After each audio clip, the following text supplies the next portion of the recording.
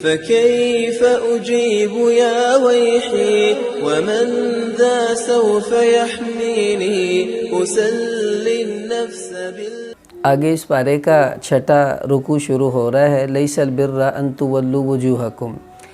یہ اصل میں جب قبلہ تبدیل ہوا مسلمانوں کا تو یہود کی طرف سے یہ اعتراضات مسلمانوں پر بار بار آتے رہے کہ دیکھو اتنا نیکی کا کام تھا، تم نے وہ چھوڑ دیا اور تم نے قبلہ بدل لیا۔ تو اللہ تعالیٰ نے اس کے جواب میں پھر یہ آیات اتار کر اس طرف توجہ دلائی کہ نیکی کا کام صرف قبلہ ہی نہیں ہے، اور بھی بہت سے نیکی کے کام ہیں، تو ان کی طرف تم توجہ دے لو تو زیادہ اچھا ہے۔ مطلب یہ کہ چلو اگر کسی نے ایک نیکی چھوڑ دی ہے تو باقی بہت سے نیکی کے کام اس کے سامنے موجود ہیں، اگر وہ ان کاموں کو کر رہا ہو تو اس کا مطلب یہ ہے کہ وہ آدمی نیکی کرنے والوں میں شامل ہے۔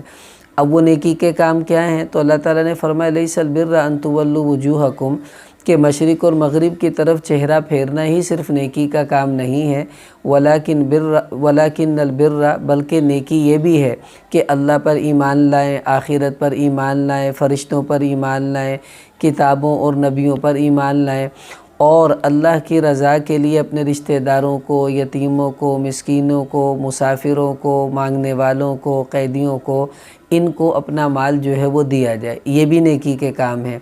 ایسے ہی وَأَقَامَ الصَّلَاةَ، نماز پڑھو، زکوٰۃ دو، اپنے وعدوں کو پورا کرو، اور تنگی وغیرہ پر صبر سے کام لو، تو یہ سب کام جو کرتا ہے یہ بھی تو نیکی کے کام ہے۔ تو اللہ تعالیٰ فرما رہے اولئک الذین صدقوا، جو یہ کر لیتے ہیں وہی سچے ہیں، وہی تقوی والے ہیں۔ تو اس سے پتہ چلا کہ غیر ضروری باتوں میں لگ کر اپنا وقت ضائع کرنا، اس سے بہتر ہے کہ انسان کوئی ایسا کام کرے جس سے کوئی فائدہ ہو۔ ایسے ہی بعض اوقات کوئی انسان ایک نیکی چھوڑ دیتا ہے تو اس کا یہ مطلب نہیں ہے کہ اس کی باقی نیکیوں کو نظر انداز کر دیا جائے، اس کو بھی دیکھتے رہنا چاہیے۔ مثلا ایک آدمی روزہ رکھتا ہے، تراویح نہیں پڑھتا، تو روزہ رکھنا اس کی نیکی ہے، اس کی قدر کرنی چاہیے۔ تراویح نہیں پڑھی، ٹھیک ہے، یہ اس کا الگ معاملہ ہے، گناہ ہے۔ ایسے ہی کوئی تراویح پڑھتا ہے، روزہ نہیں رکھتا، تو ٹھیک ہے، چلو ایک نیکی کا کام تو کر ہی رہا ہے نا۔ اب یہ نہیں کہ ہم اس کو اسی نیکی پر فورس کریں جس کو وہ چھوڑ رہا ہو، بلکہ محبت سے ترغیب دینی چاہیے، مجبور نہ کیا جائے۔ آگے پھر اگلی آیت ہے، اس میں اگلا حکم بھی ہے۔ اللہ تعالیٰ فرما رہے ہیں کتب علیکم القصاص، کہ قصاص تم پر جو ہے وہ لازم کر دیا گیا۔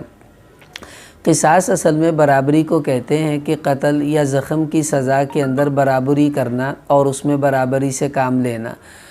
یہ اسلامی سزاؤں کے اندر یہ بات شامل ہے کہ کسی نے کسی کو قتل کیا ہے تو بدلے میں، یا اگر تو وہ معاف کر دے بہت اچھی بات ہے، اور وہ فدیہ لے لیں تو ان کی مرضی ہے، اور اگر وہ اس کو بدلے میں قتل کروانا چاہیں تو قصاصاً شریعت اس کو قتل کرنے کا حکم دیتی ہے۔ ایسے ہی زخم کے معاملات بھی ایسے ہی ہیں۔ تو اللہ فرما رہے ہم نے تم پر قصاص کو لازم کر دیا، اور اصول کیا ہے؟ الحر بالحر والعبد بالعبد، آزاد کے بدلے آزاد، غلام کے بدلے غلام، عورت کے بدلے عورت۔ اصل میں پہلے عربوں میں بہت زیادہ جنگ رہا کرتی تھی، قبائل آپس میں جھگڑتے تھے، دو قبیلوں کی بڑی جنگ تھی، پھر وہ دونوں بعد میں مسلمان ہو گئے۔ اب ہوا یہ کہ ایک قبیلے کے غلام جو تھے وہ کسی نے قتل کر دیے، دوسرے قبیلے والوں نے۔ وہ کہنے لگے کہ ہمارا غلام ہے، ہم اس، کیونکہ وہ بڑا شان و شوکت والا قبیلہ تھا، کہ ہم اس کے بدلے میں تمہارے آزاد لوگوں کو ماریں گے، اور عورت ہے تو اس کے بدلے میں مرد کو ماریں گے۔ تو پھر اللہ تعالیٰ نے فرمایا کہ نہیں، کوئی برابری اس طرح نہیں ہو سکے گی، برابری یہی ہے کہ آزاد کے بدلے آزاد، غلام کے بدلے غلام، یہی قصاص کا معاملہ ہے۔ آگے اللہ تعالیٰ نے بڑا ایک عجیب جملہ فرمایا کہ وَلَكُمْ فِي الْقِصَاصِ حَيَاةٌ، کہ قصاص میں تمہارے لیے زندگی ہے، اے عقل مندو، اگر تم اس بات کو سمجھ رہے ہو تو۔ دیکھیں قصاص تو بندے مارنے کو کہتے ہیں، اس میں زندگی کیسے ہے؟ اس میں زندگی یوں ہے کہ اگر کوئی بڑا با اثر آدمی، اس نے کسی کو قتل کیا، پھر قصاص میں اس با اثر کو قتل کیا جائے، تو اب وہ عبرت بنے گا سارے شہر کے لیے۔ لوگ کہیں گے نہ بھائی نہ، یہ کام مت کرنا ورنہ تو ہمیں بھی مار دیا جائے گا۔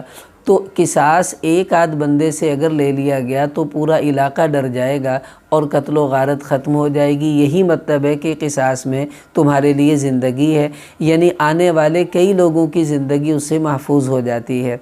آگے اللہ تعالیٰ نے فرمایا کہ کتب علیکم اذا حضر احدکم الموت، کہ جب تم میں سے کسی کی موت آ رہی ہو تو اس کو چاہیے اپنے والدین رشتہ داروں کے لیے کوئی وصیت کر جائے۔ دیکھیں اسلام میں احکامات بدلتے رہے اور یہ بھی اسی میں سے ایک حکم ہے۔ پہلے یہ تھا کہ مرنے والا جس کے بارے میں جو وصیت کر جاتا تھا وہ نافذ ہو جاتی تھی، اور اس آیت میں اسی کی ترغیب دی گئی ہے۔ لیکن بعد میں اللہ تعالیٰ نے خود حصوں کو مقرر کر دیا اور بتا دیا بیوی کا اتنا، ماں کا اتنا، بیٹی کا اتنا، بیٹے کا اتنا۔ تو جب وہ سارے حصے مقرر ہو گئے تو اب کوئی وصیت کرنا شرعاً جو ہے وہ درست نہیں ہے وارثوں کے لیے۔ مطلب یہ کہ جن کو وراثت میں حصہ اللہ نے دے دیا ان کے حق میں کوئی وصیت نہیں کی جا سکتی۔ ہاں غیر وارث ہو اس کے حق میں وصیت کرنا آج بھی جائز ہوگا۔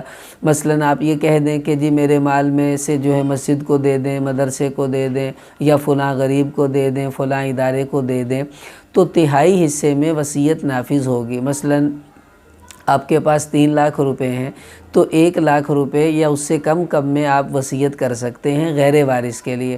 وارث کے حق میں کوئی وصیت نہیں ہوگی، اس کو اللہ تعالیٰ نے خود حصہ دے دیا ہے جو اللہ کے علم میں تھا اور جتنا اس کے لیے مناسب تھا۔